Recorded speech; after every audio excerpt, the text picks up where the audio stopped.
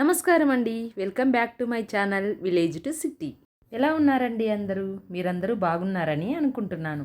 ఈరోజు వీడియోలో నేను మా ఇంట్లో చేసే క్రిస్మస్ ఫ్రూట్ కేక్ ఈజీగా ఇన్స్టంట్గా ఎలా చేయాలో చూపించబోతున్నాను. సాధారణంగా ఈ కేక్ చేసుకోవడానికి చాలా టైం పడుతుందండి. ముందు నుండి చాలా ప్రిపేర్ చేసుకోవాల్సి ఉంటుంది. ఇప్పుడైతే ఈజీగా ఇన్స్టెంట్గా అప్పటికప్పుడే చేసుకునే క్రిస్మస్ కేక్ రెసిపీ చూద్దాం. ఆ విధంగా చేసుకునే క్రిస్మస్ కేక్ రెసిపీ మరొకసారి వీడియోలో చూపిస్తానండి. ముందుగా ఒక బౌల్లో అరకప్పు ఆరెంజ్ జ్యూస్ని వేసుకోవాలి. మామూలుగా మనకు దొరికే ఆరెంజెస్లో నుంచి ఈ జ్యూస్ని మనం తీసుకోవచ్చు. ఈ ఆరెంజ్ జ్యూస్లో ముక్కలుగా కట్ చేసుకున్న కాజు బాదాంలు వేసుకోవాలి. క్వాంటిటీ ఎంతైనా వేసుకోవచ్చండి. ఎక్కువ తక్కువ ఇష్టాన్ని బట్టి వేసుకోవచ్చు. అలాగే అందులో కొద్దిగా ఎండు ద్రాక్ష, చిన్నగా కట్ చేసిన చెర్రీ ముక్కలు, కొన్ని ఖర్జూర ముక్కలు, మిక్స్డ్ కలర్లో ఉన్న టూటీ ఫ్రూటీ, అలాగే బ్లాక్ కలర్లో ఉన్న ఎండు ద్రాక్ష వేసుకోవాలి. ఈ ద్రాక్ష అన్ని సూపర్ మార్కెట్లో దొరుకుతుందండి. అందుబాటులో లేకపోతే స్కిప్ చేసేయచ్చు. ఇవన్నీ వేసుకున్న తర్వాత బాగా కలిపి కొద్దిసేపు మూత పెట్టి నాననివ్వాలి.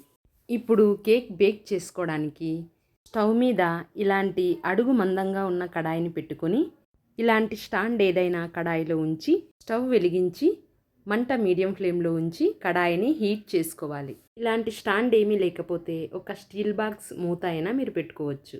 ఇప్పుడు కేక్ బేక్ చేసుకోవడానికి ఇలాంటి కేక్ మోల్డ్ ఏదైనా తీసుకోవాలి. ఇలాంటి కేక్ మోల్డ్ లేకపోతే ఈ షేప్లో ఉన్న స్టీల్ బాక్స్ ఏదైనా తీసుకోవచ్చు. ఇప్పుడు ఒక బేకింగ్ పేపర్ని తీసుకుని ఈ బౌల్ అడుగుకి సరిపోయే విధంగా రౌండ్గా కట్ చేసుకోవాలి. ఈ కేక్ బౌల్లో అడుగున ఒక స్పూన్ ఆయిల్ వేసి బౌల్ లోపలంతా ఆయిల్ని స్ప్రెడ్ చేసుకుని బేకింగ్ పేపర్ని అడుగున ఈ విధంగా పరుచుకోవాలి. ఒకవేళ బేకింగ్ పేపర్ అవైలబుల్ లేకపోతే ఆయిల్ పూసుకున్న ఈ బౌల్లో కొంచెం పల్చగా మైదా పిండి చల్లుకుంటే సరిపోతుంది. ఇప్పుడు కేక్ మిశ్రమాన్ని కలుపుకోవడానికి అడుగు లోతుగా ఉన్న ఒక గిన్నె తీసుకుని అందులో అరకప్పు పెరుగు వేసుకోవాలి. అరకప్పు ఫ్లేవర్ ఏమీ లేని ఆయిల్ని వేసుకోవాలి. నేను సన్ఫ్లవర్ ఆయిల్ వేస్తున్నానండి. ఒకవేళ ఫ్లేవర్ ఉన్న ఆయిల్ని వేస్తే కేక్ మొత్తం ఆ స్మెల్లే వస్తుంది. ఇప్పుడు ఈ పెరుగు ఆయిల్ మిశ్రమంలో ఒక కప్పు బ్రౌన్ కలర్లో ఉన్న షుగర్ను వేసుకుని స్పూన్తో కానీ విస్కర్తో కానీ మిశ్రమం అంతా బాగా కలుపుకోవాలి. ఈ షుగర్ మీకు అవైలబుల్ లేకపోతే మామూలు షుగర్ అయినా వేసుకోవచ్చు. ఈ మిశ్రమం అంతా బాగా క్రీమీగా వచ్చేంత వరకు కలిపిన తర్వాత కొంచెం దాల్చిని చెక్క పొడి, కొంచెం మాత్రమే జాజికాయ పొడిని వేసుకుని ఒకసారి కలిపి అర స్పూన్ వెనీలా ఎసెన్స్, చిటికెడు ఉప్పు వేసుకుని మళ్ళీ ఒకసారి ఈ మిశ్రమం అంతా బాగా కలుపుకొని షుగర్ వేసుకున్న అదే కప్పుతో 1.5 కప్పు మైదా పిండి, 2 స్పూన్ల మిల్క్ పౌడర్, 2 స్పూన్ల కోకో పౌడర్ వేసుకొని మిశ్రమం అంతా బాగా కలిసేలా ఉండలు లేకుండా నిదానంగా కలుపుకోవాలి. ఈ విధంగా కేక్ మిశ్రమం అంతా కలుపుకున్న తర్వాత ఆరెంజ్ జ్యూస్లో నానబెట్టుకున్న డ్రై ఫ్రూట్స్ అన్నీ కేక్ మిశ్రమంలో వేసుకోవాలి. ఒకసారి డ్రై ఫ్రూట్స్ అన్నీ కేకులో ఈ విధంగా కలుపుకొని అర స్పూన్ బేకింగ్ పౌడర్, పావు స్పూన్ బేకింగ్ సోడా వేసుకుని కేక్ మిశ్రమంలో బాగా కలిసే విధంగా కలుపుకోవాలి. ఈ మిశ్రమంలో చివరిగా కాచి చల్లార్చిన కొన్ని పాలను వేసుకొని కలుపుకోవాలి. కేక్ మిశ్రమం మరీ పల్చగా కాకుండా చిక్కగానే ఉండాలి. అలాగే బేకింగ్ పౌడర్ వేసిన తర్వాత ఎక్కువసేపు కలపకూడదు. ఇప్పుడు మనం ముందుగా సిద్ధం చేసుకున్న కేక్ బౌల్లో ఈ కేక్ మిశ్రమం అంతా వేసుకొని ఒకసారి పాత్రని ఈ విధంగా ట్యాప్ చేసుకొని కేక్ మిశ్రమం పైన ఏవైనా డ్రై ఫ్రూట్స్ ఈ విధంగా పైన చల్లుకొని ముందుగానే హీట్ చేసి పెట్టుకున్న కడాయిలో ఈ కేక్ పాత్రని పెట్టి పైన మూత ఉంచి 15 నిమిషాలు మీడియం ఫ్లేమ్లో కేక్ని బేక్ చేసుకోవాలి. 15 నిమిషాల తర్వాత ఒకసారి కేక్ని టూత్పిక్తో చెక్ చేశానండి.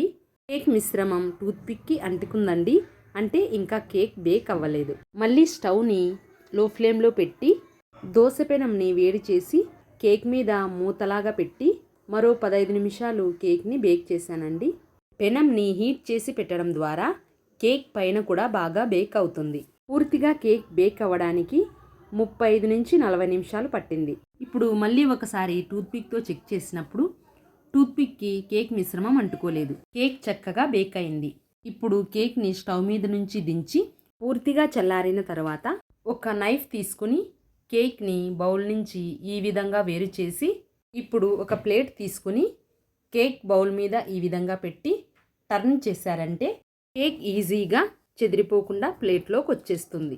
ఇప్పుడు అడుగున ఉన్న బేకింగ్ పేపర్ని కేక్ మీద నుంచి తీసివేయాలి. అంతేనండి, క్రిస్మస్ ఫ్రూట్ కేక్ రెడీ. ఈ కేక్ చూడడానికి ఎంతో చక్కగా స్పాంజ్ లాగా బేక్ అయిందో తినడానికి అంతకంటే టేస్టీగా ఉంటుంది. అంతేకాకుండా ఇంట్లో చేసుకోవడం వల్ల మనకు హెల్తీగా కూడా ఉంటుంది. ఈ కేక్ రెసిపీ మీకు నచ్చినట్లయితే వీడియోను లైక్ చేయండి, తెలిసిన వాళ్ళకు షేర్ చేయండి. మర్చిపోకుండా మా ఛానల్ని సబ్స్క్రైబ్ చేయండి. Thank you for watching.